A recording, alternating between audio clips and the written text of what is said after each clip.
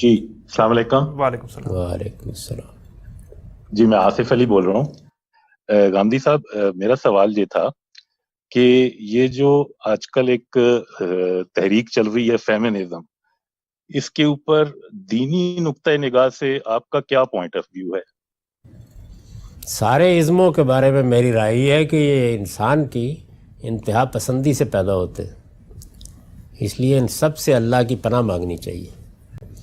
اللہ تعالیٰ نے انسان کو جس فطرت پر پیدا کیا ہے اس کو سمجھنے کی کوشش کرنی چاہیے اور پورے اعتدال اور توازن کے ساتھ اسی کے مطابق آراء بھی قائم کرنی چاہیے۔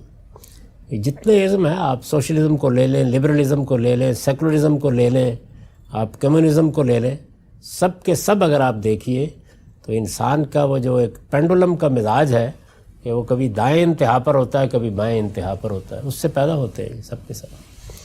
تو سب سے ایک ہی وقت میں تعوذ کر لیں کہ اعوذ باللہ من الشیطان الرجیم، اللہ ہی کافی ہے ہمارے لیے۔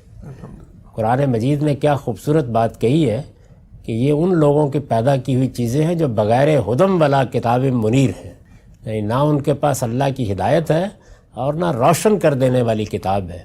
تو ہمارے پاس تو یہ موجود ہے، اس میں ہم دیکھیں گے کہ صحیح طریقہ کیا ہے۔